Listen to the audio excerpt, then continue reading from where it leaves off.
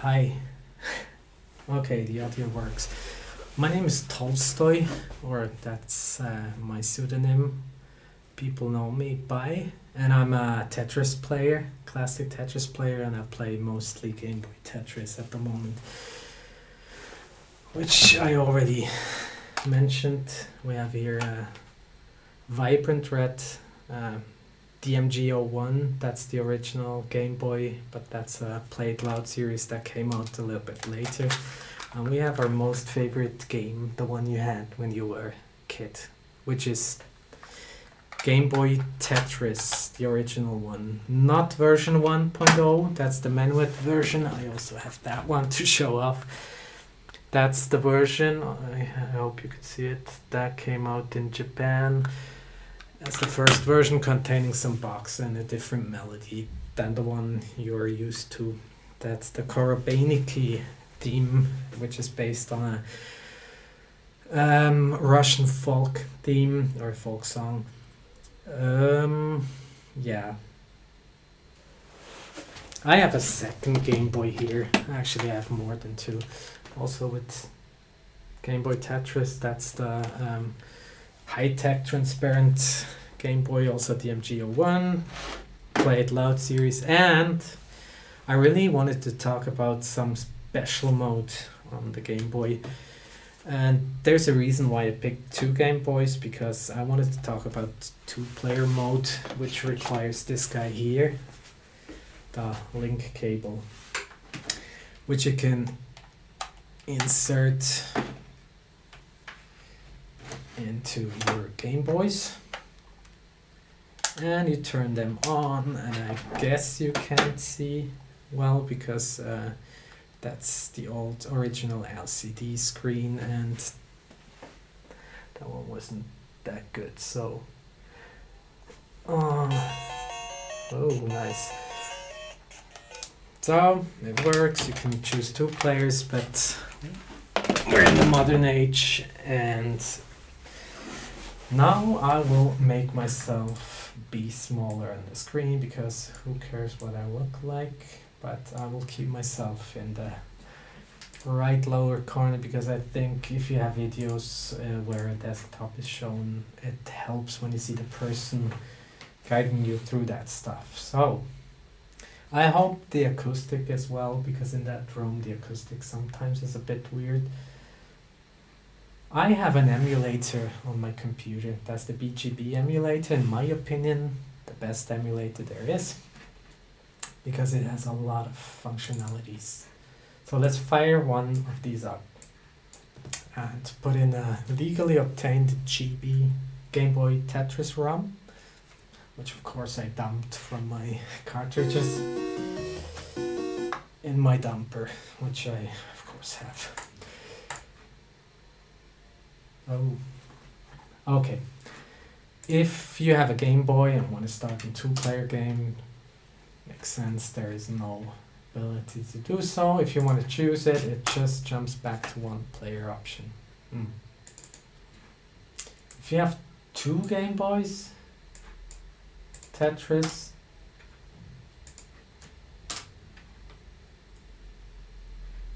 what do you think is gonna happen? Oh my gosh, nothing when the demo starts here. Of course, because you have to connect them. So BGB gives you the option to do that. So right click, link, connect. Then you choose your local host, because we're in the same computer. That's 127.0.0.1. That's the IP for a local computer. On the other one, so that says connecting, looks for a connection, link, and then you listen. And it already tells you which port you should use. And that's 8765, arbitrary number, but take that, and then it crashes. That happens from time to time. BGB is very good, but certainly not perfect. So let's do that again. Let's fire them up, connect. Listen. Still doesn't work. No. Close all windows. Okay, maybe let's connect. Usually it will work either way, but yeah, as I mentioned, oh, linked other GB inactive, they're both not turned on. Now they're turned on, and in the bracket it already says linked. Okay, that's nice. Let's fire up the menu and go to 2-player, and what's happening is it goes directly to the game type selection screen and music selection screen, but there's a big difference to when you have the same screen from a 1-player mode. The A and B type are disabled. Makes sense because we're playing 2-player mode now. So A type, of course, being the regular marathon Tetris, where you just want to score as many points as you can by scoring Tetrises mostly. That's your goal. Long bar is used to be put in a well. This is like a gap which you put on the left, and I will explain to you why on Game Boy Tetris to do so. So a Tetris 4 lines cleared at once is 7.5 times more efficient per line cleared than when you clear single lines. Keep that in mind. So everything but Tetrises, you shouldn't go for anything but Tetrises. And it's not about scoring 2-player Tetris, but it's still a concept you should aim for. So both Game Boys are synchronized now, so we hear, if I turn on the volume, we hear them they should be in sync, but you hear that they're probably, once I turn up the music, probably a bit echoey because there are 2 of them playing the same thing. Okay, enough. What I do, Korobani key, this song I already talked about. I've heard it too many times, and I'm sorry to tell you that I don't like it that much anymore. People hate me for that, I know, because it's a favorite of everyone. Sorry. Okay. Once we select the music, so only music selection is possible, we go to this screen, which is the hide screen. There is no possibility to change the speed. 2-player mode will always be the lowest speed, which is 0, speed 0. I would assume that has to do with how fast, I don't know, that's just assumption, how fast the transfer can happen between the 2 Game Boys. So, the Game Boy that started the 2-player mode is the so-called Master Game Boy, and then there's the Slave Game Boy. Master Game Boy does all the calculations that are important to be shared with the slave, and the slave accepts it. Master Game Boy is the one that shows Mario. Slave Game Boy is the one that shows Luigi. What does that tell you about this family and their relations? I don't know, man. Mario might be a bully. So, quite a while back, I was given this manga by someone. That is awesome. It's from Japan. So, Mario makes a cameo into Tetris. We know that from NES, we know that from Game Boy Tetris, and now we know that from this beautiful manga, which is a bit outdated because it seems to be, even though I can't read it, unfortunately, I need translation, guys. This shows Mario, Luigi, the princess, Peach, or whatever name she goes by. There's also Daisy, and in Japan she had a different name, Toadstool or something.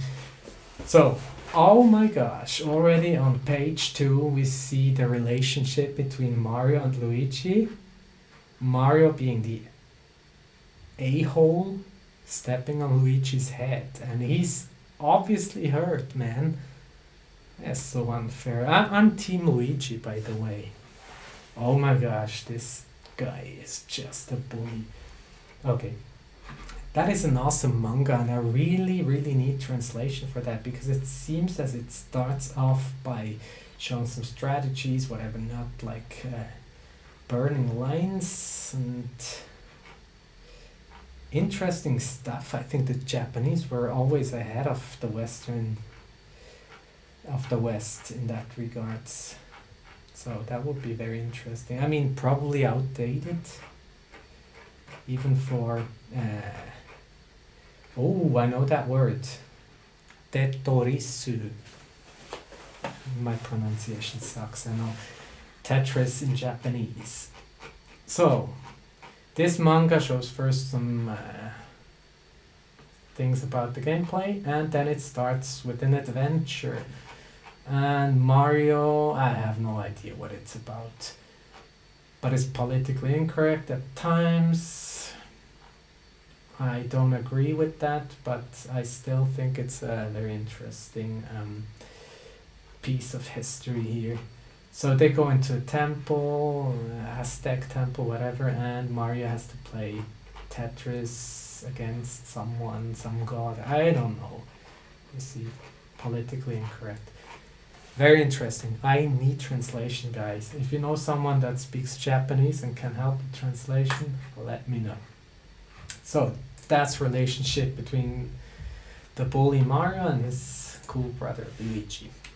So if Luigi wants to start the game, he can't because he's the slave in the family. Mario can do it. Okay, let's pause here. What do we see? We see at the initial stack, the initial garbage stack, let's call it that, initial garbage stack. 2-player game is 30 lines to be cleared.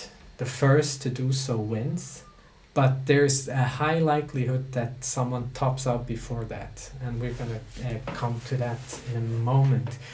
What you see that both stacks contain the exact same pieces, so the same minotypes and also the same placements, sometimes referred to as parity in Tetris. Questionable terminology. So we have an S piece, S, the shape S, and an L piece, SL, and the height of the stack, the highest point of the stack of your opponent. So let's see if the pieces are the same for a bit. So SLO, T, slotoched.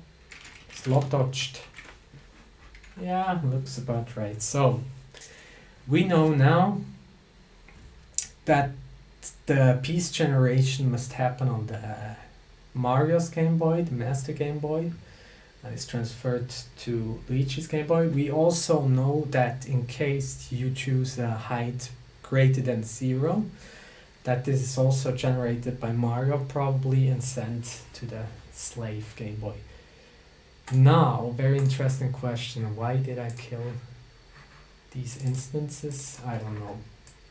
So let's fire them up again, link them again, hope that they will work.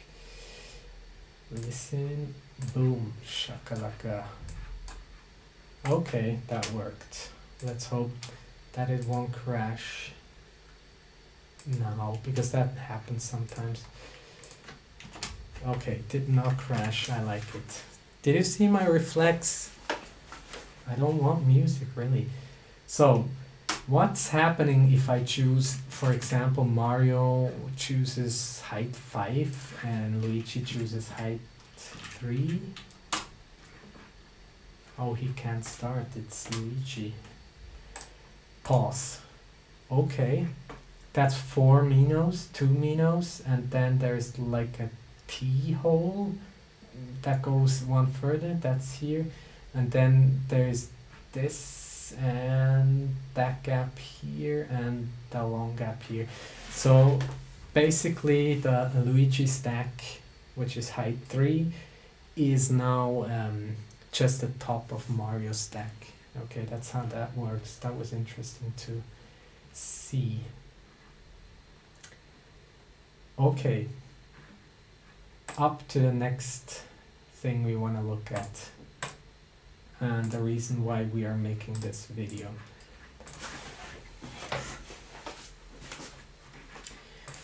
Let's start on height 0 for both players so we can better show you what's going on. So we had the initial garbage stack, which consisted of different Mino types, and what I want to show you is that there is different type of garbage stack, the sent garbage stack, let's call it that. These are Minos that are sent to your opponent below the stack, so the stack is elevated.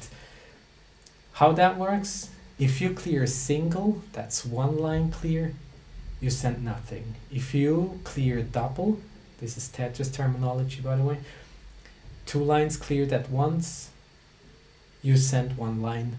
Triple, 3 lines as you guessed already, sends 2 lines, and the Tetris, which is managed by the long bar, sends 4 lines. So that's interesting. So you want to go for Tetris is because it sends 4 lines. The other ones send 1 line less than you cleared. So that's the best way to make your opponent top out. Send him as many Tetris as you can. Okay. So let's see if we can score Tetris. And I'm going for the right. Well, people, the Game Boy community will say, you're doing it wrong, and I will prove them that I'm actually doing it right, which I will get to in a second. And I will explain to you why the Game Boy community says, and they're absolutely right, why you should go for the left one. Can there be a long bar maybe? Would be nice. Okay, it's not gonna happen, so I'm gonna burn. And that's not good burning. It's actually bad burning. Okay, I died. Sucks. So, why do people from Game Boy community say that you should go for the left? Well, the thing is, the long bar, which you need to score a Tetris, which gives you the most points and gives you the most lines sent, needs a well. That's just a gap in the stack. And since the old versions of Tetris, the classic versions, especially the NES version and the Game Boy Tetris version, they have a special rotation system where, for example, the I, S, and C pieces don't consist of a full rotation. So full rotation meaning 1, 2, 3, and 4. So for I, S, and C, they just said we need horizontal and a vertical. And it's enough for I, S, and C pieces to have only 2 states in which they can toggle. So bing, bing, bing, bing, bing, bing, instead of bing, bing, bing, bing, bing. Huh? Okay. And since the I piece, the board is actually on Game Boy Tetris 18 rows high and 10 rows, that's the standard, 10 columns wide. 10, so the eyepiece after rotation needs to go either favored to the left or favored to the right. There's no center. So on NES Tetris, it goes to the right of the middle. Game Boy Tetris, it's the left. So, what does that mean? To go to a left well, you have to press like 1, 2, 3, 4 times. And to go to the other end, 1, 2, 3, 4, 5. You might say that's not a big difference, clicking 4 or 5 times, but it is. If you're at higher speeds, that makes a huge difference, trust me. So you want to go to the left. You don't want to go to the middle, because the middle requires you to have 2 stacks to the left and to the right, being maybe 4 and 5 wide, and that's quite difficult to maintain. It requires you to burn a lot, mostly. And don't go for column 2 or 9, which require you to have a lot of long bars and stuff. Let's not go too much into detail. Let's send Tetris, if I may be able to do so, from Mario to Luigi on the right well, and I will explain why I'm going for the right well in a second. And I will explain why I'm doing this video. Okay. Tetris ready. We just need a long bar. Here we go. What's happening? Boom. It's not immediately sent. It's only sent when the current piece locks to the stack. Boom. Okay, pause. What is happening? So we have 1, 2, 3, 4, 5, and then there's a gap. We already said we are looking for a well. Huh. On the 6th column there's a well. Okay. Let's maybe send some more. If I may. I hope I'll be able to do so. Yes. Triple. So that sends 2 more lines. Boom. Oh! The well remains in the same spot. That is interesting. And that's actually a fact. A very important fact to know. That the sent garbage stack, garbage, has a well that for each game played will always give you the same well for both players and during the whole game. It won't change. So that must be a number from 0 to 10 that's stored in RAM for both, I would assume, for both players. So I guess Mario again decides where this is going, and we are interested to find out where we could figure out where that is. Huh? So a match in 2-player mode consists of as many games as it needs for someone to have 4 heads here. Every time you win, you get a head here. The loser Game Boy looks at the people from behind, and Luigi lost, he's crying. Mario won, that's why he's jumping. Makes sense. Okay, that's that. So, this is the Classic Tetris European Championships. So they have an event with Game Boy Tetris, 2-player Game Boy Tetris, and I'm part of the Game Boy Tetris Discord, and these 2 guys, that's Alex H and JJ, they're both also part of that. So they're a very good Game Boy Tetris player. Alex H being one of the first people to score a max out with dumps, which is awesome, and JJ is super consistent. And he won actually 3 titles and is runner-up in 2019, so even though he lost against Alex in 2019, he didn't lose by that much, and he has 3 titles. So what JJ noticed, that this well, which we talked about already, he thinks that it don't occur randomly, and not all columns are affected. So that was interesting. So proof, it's on column 4 here for both players. Okay, so what we did, JJ and I, we actually went into videos and stuff and analyzed where the garbage well was placed. And as every sane person would do, I watched the movie in my living room and hooked 2 Game Boys up during the movie and just played and looked where that well was placed. And very early on we noticed, I mean JJ probably knew that already because he has a lot of games under his belt, that only even numbers are considered for placing the well. We analyzed so far 237 games, and I want to have more numbers, but that gives us Rough idea. So only column 2, 4, 6, 8, and 10 are affected, and they are, as you see, not equally distributed. There's a difference, and it doesn't seem to be a normal distribution or anything bell curved. So that's also interesting, but it's almost bell curved, it looks like. But column 8 for sure is less by far the least affected one. So columns 2 and 10 probably are affected the same, and they're a little bit less, or maybe a lot less affected than columns 4 and 6.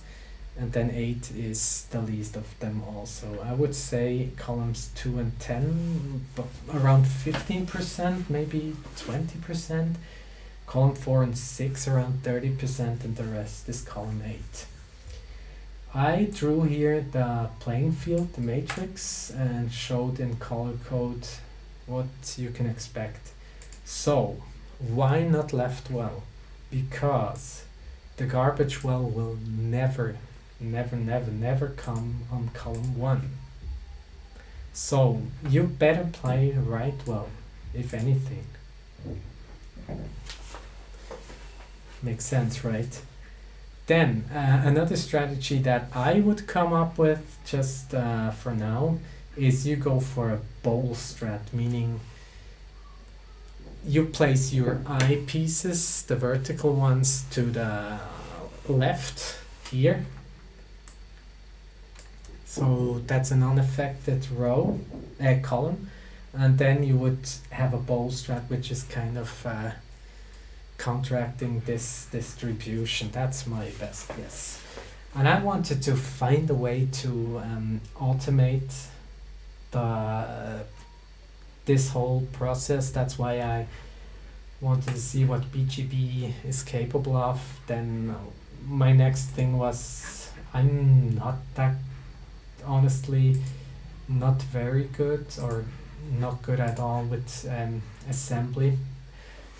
I found different disassembly projects for Game Boy Tetris, and this one in particular seemed very interesting because, oh my gosh, what's happening?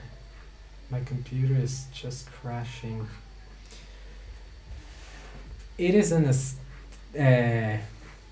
that sucks, man. It's a disassembly project that started in 1993. 1993. I mean, the Game Boy was introduced to the North American market in 1989, and 1991, I think it was in Europe and the rest of the world. That's early, and the last edit was made in 1996. I'm sorry for my neighbors, they're super loud at times. Okay, that seemed interesting. Also, the assembly file, the ASM, was very well annotated. So, and I was hoping to find something rather quickly where in 2-player mode this would be addressed, and where this number is assigned, where the well would appear. So I went through that a bit, and then after like 20 minutes I just gave up. And then on our Discord we also have some very talented ROM hackers like Ospin or Nitro, the Game Boy genius. But I didn't want to waste their time too much on that, so I didn't ask them. And also I know that Ospin, who is actually the guy who made this Rosy Retrospection ROM hack, which is a very cool ROM hack for the Tetris, he didn't go into 2-player mode. But what he did on his ROM hack there, he made a lot of modern physics and mechanics into the game, so that's awesome. You have multiple piece preview, you have hard drops, you have the super rotation system, which I'm not gonna go into in any detail because that's not part of this video. So I didn't find anything here, so I was interested, can I actually look at the data that is transferred from one Game Boy to the other? And the answer is, we are talking about the BGB emulator, and the answer is of course we can. And we do that as follows. We connect these two guys again. These neighbors suck, just telling you.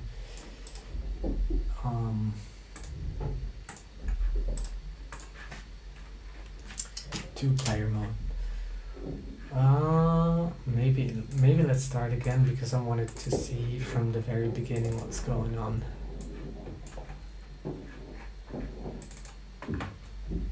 Two Game Boys. Where we need to go is to other debugger. That's very powerful debugger. We're not going into detail what it does, but we want to log link transfers to SGB window. We want to tick that. So it's ticked, so something must be locked, and the bracket already states SGB window. That's where the log is going to, and we see here SGB packets. Okay, I think that's it. We connect and we listen.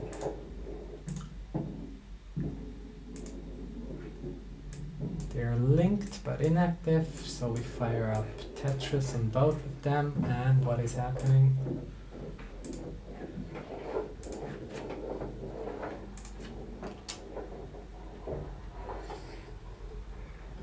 Oh my gosh. Okay. Two-player mode. Oh, something is happening.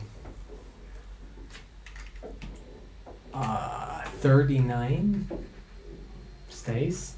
If you change the music type, it goes from 1C, 1D, 1E, and 1F. Okay, that's interesting. On this screen, it looks like 0, 0, which already gives you a hint that has to do with the height you can select. Yes, that's 0 to 5. We don't want to waste time because I don't want that log to get too long. So Tetris and then top out.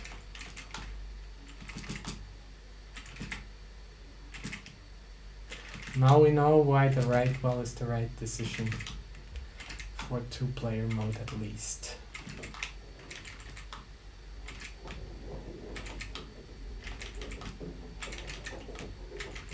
That's unfortunate. Let's go. And top out. So we were at column 6.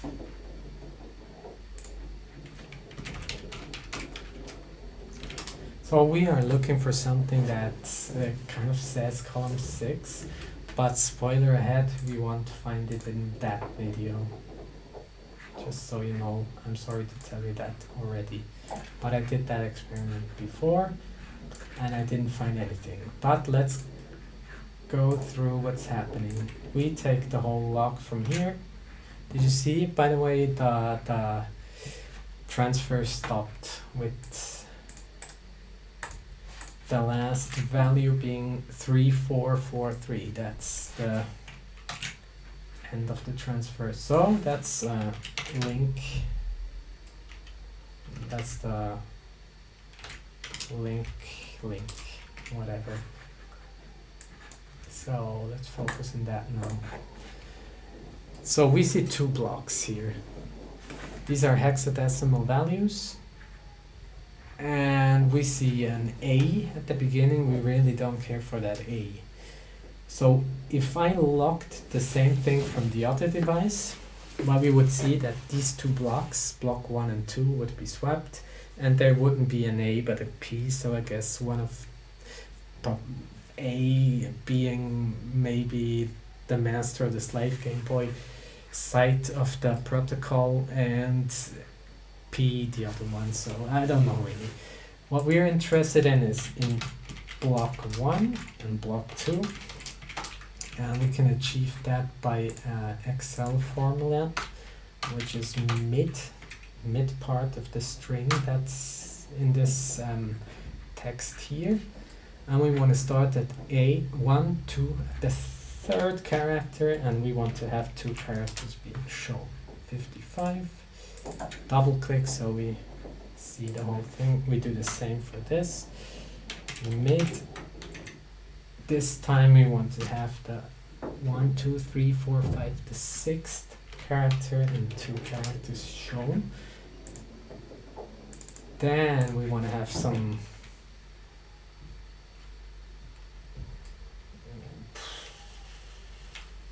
XXX, whatever that is. Then we want to have a comment and a second comment. That's what I already figured out because it's not the first time I'm doing this. And we look at this one by one. We start with a 2955 or 5529 instruction, whatever that means. Then 551C, 001C, 391C. I don't know, I guess 55 just remained from this device, and 1C was already loaded in. It went from 55 to 0, then to 39 or something. And 39 remains probably means that this Game Boy is ready to be on the music selection screen. Because if you remember, the music selection screen was the one that had values 1C, 1D, 1E, and 1F for the different music ones. Music selection screen.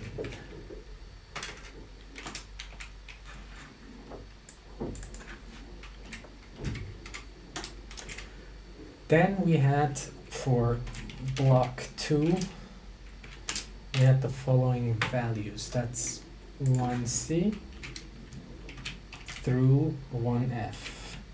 And since we're dealing with hexadecimal values, we want to note that with a 0x before the values, so the reader knows what we're talking about. 5529, that's some intermediate. We selected the sound and we are just going through that very sharp view. I explained things here, so 39 1C, I changed to 1D, went back to 1C, and then at one point I settled with 1F. I went back to 1D, okay, 1C, and I settled with no music, which is 1F. And we delete everything but the last of these instructions. So, no music selected. And then there's an instruction 3950, which probably means go to the next step. Go to the next screen.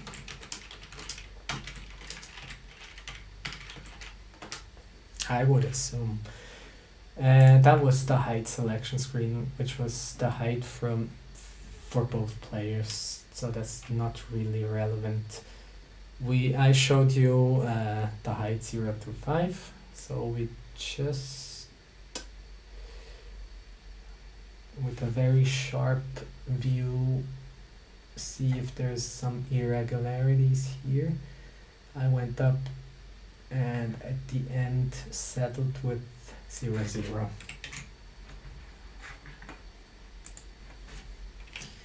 Height selection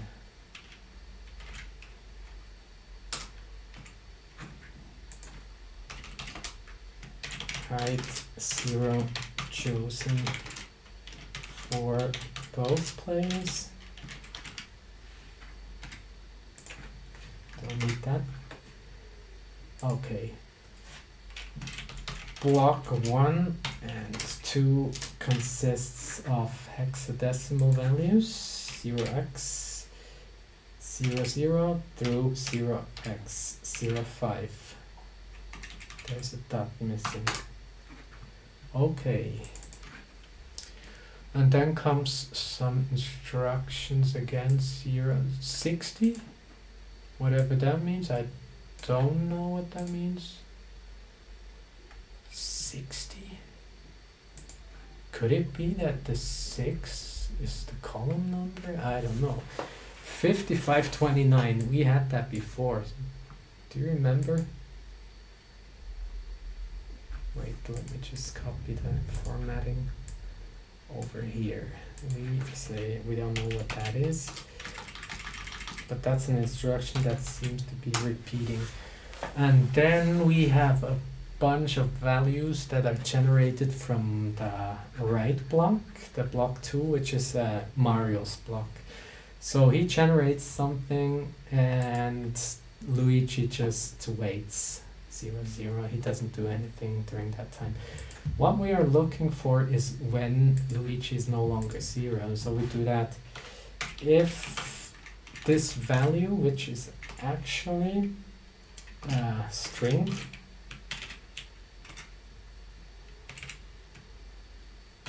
because if it were a number, and it shouldn't be a number because it's hexadecimal, it wouldn't be able to depict the A, B, C, D, E, and F, so it must be a string. So if that one is not 0, then we want to clearly signify that with a lot of exclamation marks. And otherwise it just stays nothing. Let's put that down. Let's go back up. So we know when there is a change of some nature, and that is here, 5529. Who would have guessed?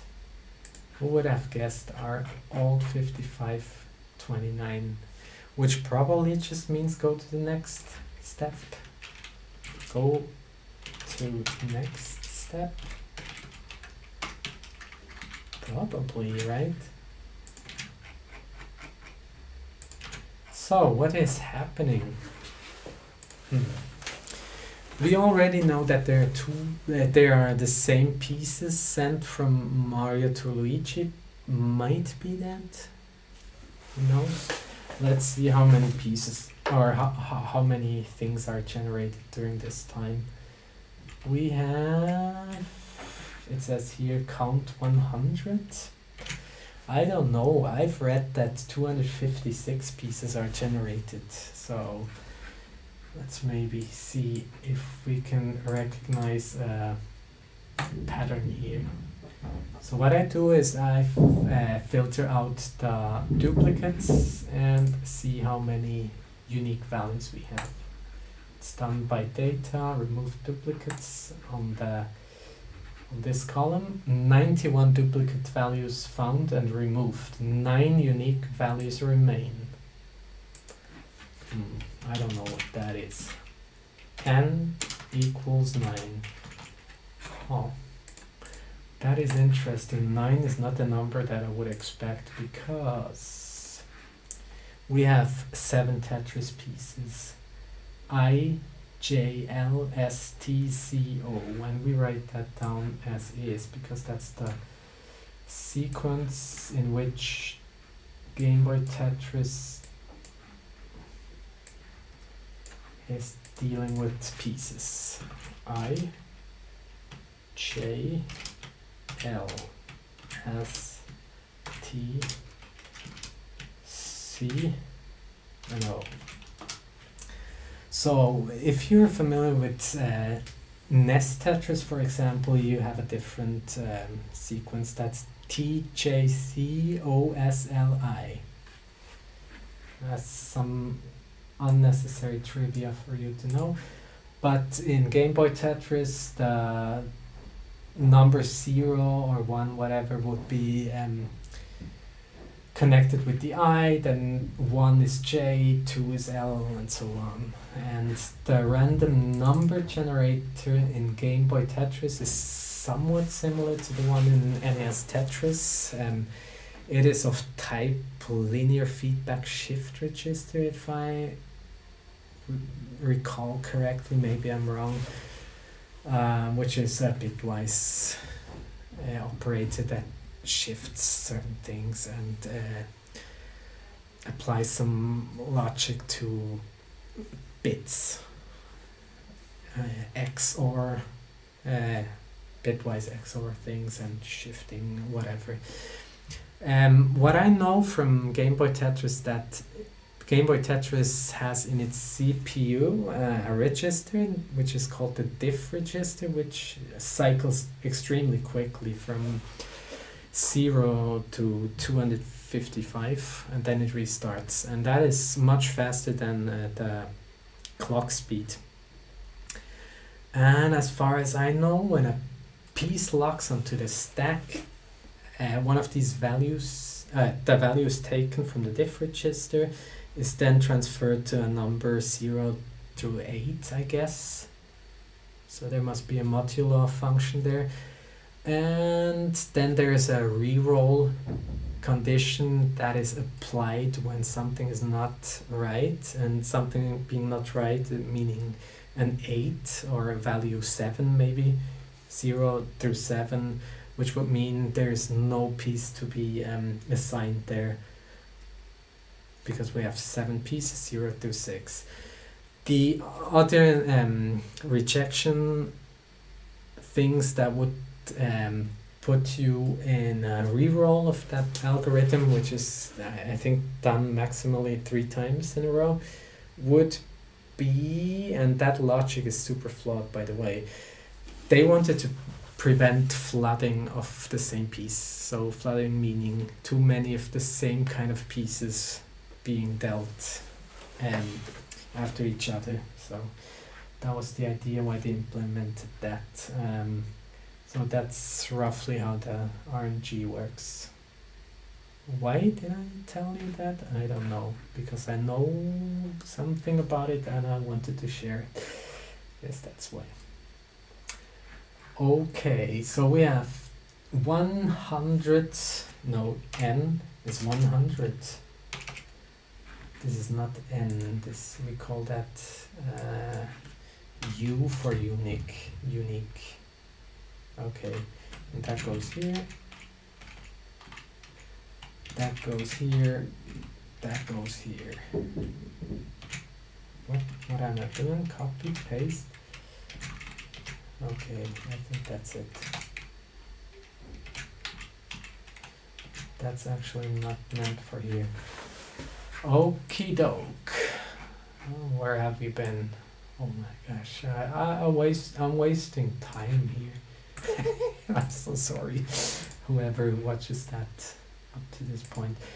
So we have go to next step instruction, probably, I would assume, and then we have another piece where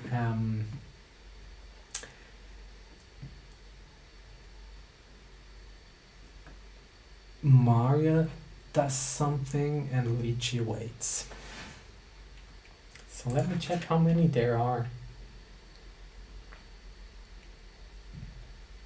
because there are a lot, it seems like, and we still have the exclamation mark to show us when to stop. 256, that's more like it. Okie doke, let's see. Wait, we need more gap. Data, remove duplicates from M. 249 duplicates value found and removed, 7 unique values remain. So I'm very confident that these values here are the tetrominos, and I'm writing it at tetrominos. Some might pronounce it as tetrominos, whatever. Some might argue, no, it's actually tetraminos or tetriminos, or these are called pieces, bricks, stones, soids, and everyone is correct. And I will tell you something about this tetramino, tetrimino thing. So tetromino, comes from the mathematical field that looks at these shapes, which is which is called polyomino. Poly meaning more than one. And you guessed, there is 1, 2, 3, 4, 5, mono, di, tri, tetra, penta. Okay, and you exchange the last A or I by a O in that case. Tetromino. Monomino. Domino, you know the game domino. Okay, that's also, yeah, these are two minos put to one piece. There's only one domino actually. Trimino or tromino, tetromino. These are the pieces in Tetris. Tetra. Oh, that's also trivia for you. Tetra 4 comes from tennis. So Alexei Pashidnov, I will talk about him in a second. He is was a big fan, or is a big fan of tennis. So tetra, tennis, Tetris. So tetromino comes from mathematics. Tetramino, coming back to the Russian guy Alexei Pashidnov, who was the inventor of Tetris. He came up with it in 1984, 1985. Official sources say 1984. He invented Tetris on an Electronica 60 computer. That's a Soviet computer, very outdated computer even for that time. And then he and his colleagues on the Science Center in Moscow of his school, or of his institute, not school, they ported it for IBM, I think, or so. That was a young guy, 16 at the time or something, Vadim Gerasimov, I think it was. And there's also Dmitry Pavlovich, I don't know these names. Anyway, in Russia they call it tetramino, not tetromino. So the people saying tetramino, that's correct. Tetrimino, it comes from the Tetris company. And who is the Tetris company? And why do they exist? So there was a legal battle in the early times of Tetris, so following the years 86, 87, 89, whatever, which was kind of crazy, and there are a lot of videos and documentaries about it and books written about it, interesting stuff really. And there are upcoming film and documentaries on Netflix or something about that whole thing. I'm very looking forward to this, and I hope they don't screw up too much, which they probably will. So, Tetrimino is from the Tetris company. Tetris company was founded by Hank Roger, who was very early involved in that legal battle on the side of the Nintendo. And he himself had a publishing company, Bulletproof Software, BPS, which you have probably seen on Tetris cartridges and stuff. And Hank Rogers and Alexei Pashidnov, the guy who invented Tetris, they became friends quite early, and they teamed up and invented the Tetris company in the early 2000s. And the Tetris company, they started with some guidelines that every Tetris game from there on had to follow. These are a lot of guidelines concerning rotation systems, how the blocks look, their connected colors and stuff, which is mostly not present in the older games.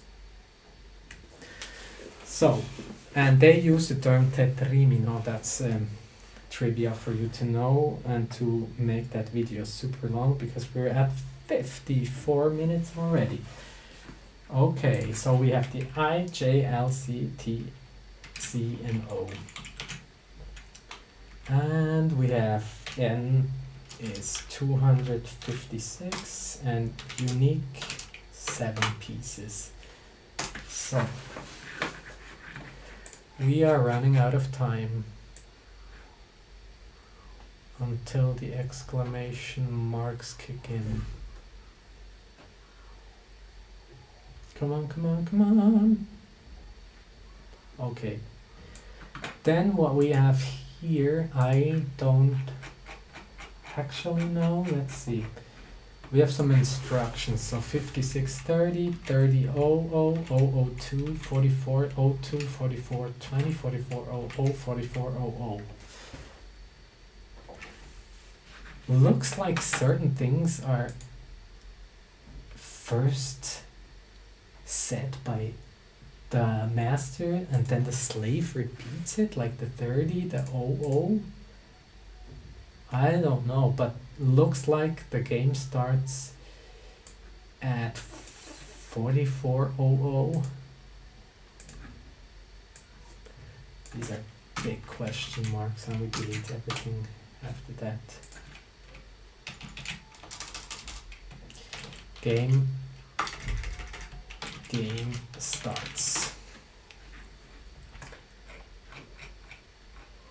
Okay, the game starts with both being at height 0, and we really don't care. What we care is, we're gonna look at that. So I took Mario's game and then made him Tetris ready and scored the Tetris, and the Tetris was transferred. Let's look if we can spot that. So Mario already at 2 high, while Luigi is not high. That goes even up further, and then at one point Luigi probably catches up here, and we're already at height 8. So there must come a time when there is a decrease in height of 4 for Mario. So height 1, 2, 3, 4, 5, 6, 7, 8, 9, A, B, C, D, E, F, 10, 11, and that's the top out. That's 18 in decimal. Okay, goes up further. Oh, what is this? This is a weird instruction. I have no idea. Let's mark that. Okay, so from 0C back to 8. So 8, 9, A, B, C. That's exactly 4 lines lost. Okay. We mark both of them. And we say Tetris scored by Mario. I have a little bit of problem with capital and lower letters, so don't judge me on that. So what happened next? We needed to have a piece. So I don't remember if I mentioned that already, but let's pause here. So the Game Boy graphic works on different layer types, and some of these layer types can have more than one instances, but that's not what we want to talk about. But we have in Game Boy Tetris, we have 2 types of layers that are interesting, and that's the background layer, which it consists almost of everything, and the object layer, which you would call sprite layer on most other devices, but for Game Boy it's object. And these are mostly, if you play Mario for example, it's Mario and the enemies just the moving objects that consists of some tiles being these 8x8 bitmaps that are loaded into the VRAM and stuff. Not that important. But the whole thing is a grid consisting of 8x8 tiles. That's where the tiles are coming from. Each piece tetromino is 4, because 4 of these tiles, but that's not of interest. We have a object layer, which consists of the next piece and the falling piece, and everything else is the background layer. But what interests us is the stack. That's the whole thing that you can't move anymore. The stack is on the background layer.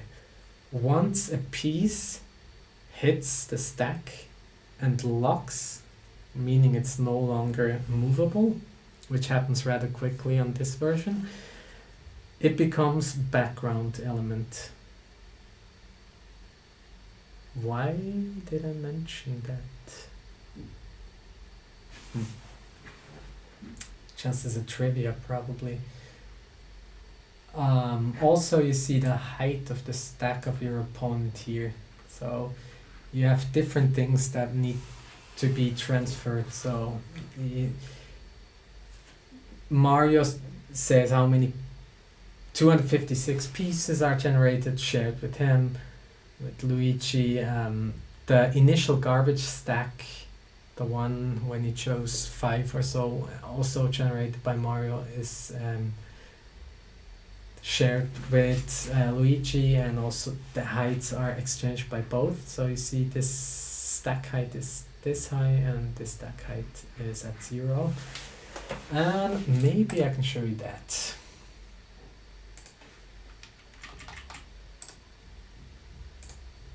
Pause. Let's see. Oh my gosh. No, that was stupid. Pause. Maybe. Yes. Here, this is still part of the object layer. That's why the stack is only at this height.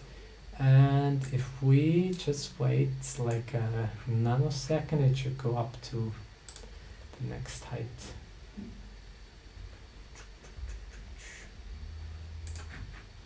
Bling. Okay. Back to our Excel. Tetris scored. Yeah, I know now what I wanted to say.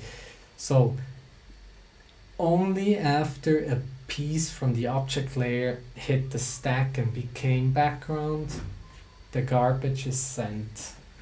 And that is now signified by Luigi stack. So we want to see when Luigi gets a bit higher and then 4 lines higher. That's exactly when the garbage stack comes into play. So that's what's happening here. 4, then the stack, the piece hits the stack, goes up to 6, so 4, 6, and then 6, 7, 8, 9, A. That's exactly what we expect. So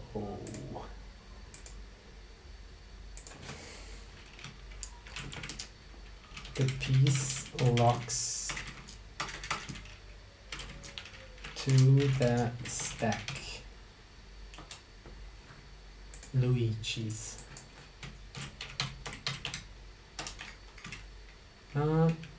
Garbage is sent to Luigi. So we don't care for anything here.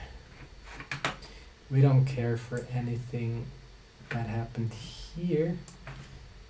What that is, I have no idea. Really, I don't know. Maybe it's some false data sent, but then I don't know. In emulation, I would not expect to be too many wrong data around. Okay, and then we just let Luigi top out. So we already said the stack should be at height 11 when top out begins. See, 10, 11. That is, oh, that was stupid. Top out. Luigi tops out, and then there's a gap until this is probably the signal to finish the game. So it tops out and AA is probably the signal. Okay, we're done here. We're done with the game. FF08, that's another instruction, and FF02, that's another instruction, and that is kind of interesting because 8 and 2 are actually even numbers, and we know that could it be? Let's check that. Oh, no, we can't check it.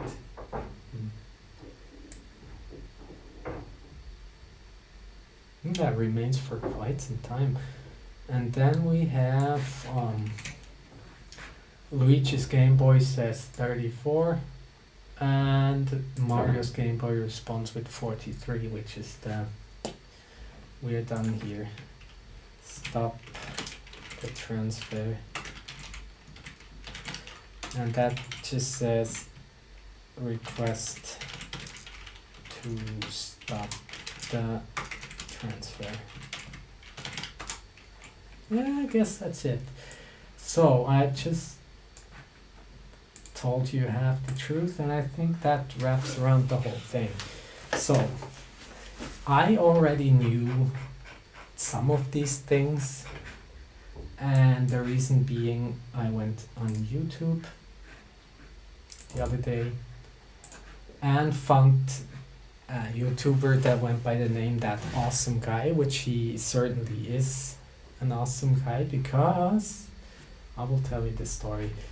So some person, not the awesome guy, made a port of Game Boy Tetris for the Game Gear. That's a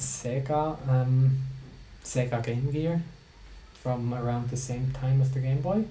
And that port, actually, I don't know how they managed, but the 2-player mode works with both. So he made a cable and a protocol, I guess, for the cable and stuff to make that run. So you can play 2-player if you have the cable, which you don't have, and no one produces them. But that awesome guy has it, and he was able to make 2-player Tetris across these two devices, and the port and the original one, which is kind of awesome. And I asked him, since you wrote the link protocol, do you know when and where it is decided where the send garbage stack will appear? And then he immediately, within minutes, he replied. And then I asked if he knew stuff. You can read that yourself, I will link it. And then he just answered within, again, maybe 15 minutes what he knew about the protocol and the things that are sent. And I actually wrote that down in this Word file, and we're gonna check his comments and my comments, and they might be similar, because it's not perfectly the same thing, but it's similar. He says 5555 happens. I don't see that. He says 2900 happens. I don't see that, but I see a 5529, which is this one, and some other 5529. And then he says, I would say 5529 is just go to the next screen. Then he says game type, music type select. That's exactly what we're saying. Music selection screen. And then he says 1C39, 1C39, and remember 39 being just a value that doesn't change from Luigi's Game Boy, and 1C through 1F then being the music selection, and then 3950, which goes to the height selection screen. Oh, there's a typo. Okay, and he also says 0 to 5 in hexadecimal. That's exactly what we have been seeing here. for both players, and then start game 60-55. Okay, I don't have it at the same line. What I see again is 55-29, which we established is probably go to the next step. And then what he says is begin block initiation 100 seed numbers followed by 256 blocks. So we have also have what we see here, 100 of something and then 256 for sure pieces. That's correct. Not so sure about the seed numbers. So one thing I maybe should mention, I'm not 100% sure. So Ospin, the guy who made this retrospection hack, he also made a hack where you can enter seed number and then pieces are generated, and you could play in 2 different Game Boys with that hack on, and then input the same seed number, and then you would end up with the same pieces. And I think, if I understand correctly, the LSFR is a long chain of randomly generated numbers, and I'm not sure if the seed says where on that long chain you start, or if the seed generates a different chain, but that has something to do with that. But I don't see why it would need 100 different seeds. That's I don't understand. So I don't know what these yellow things are, but there are 9 different types of it. Maybe they're the initial garbage stack, because there should be, if we look at the tetrominos, or the minos of the tetrominos of the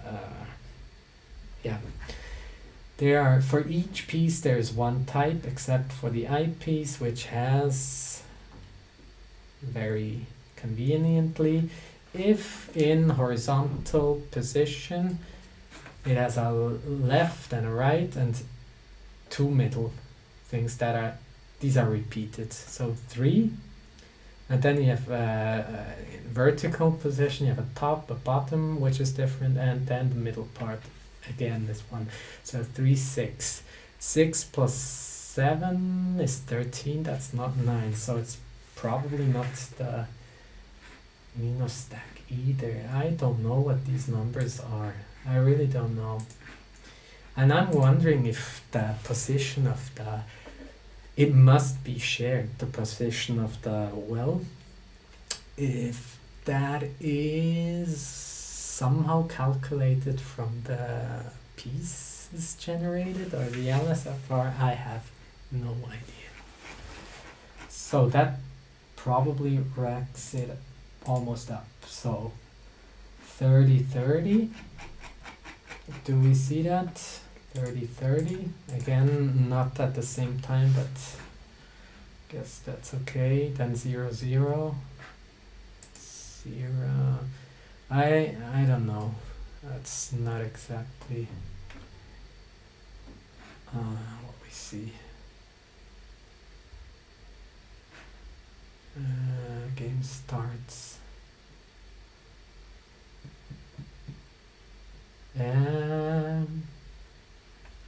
I should have left.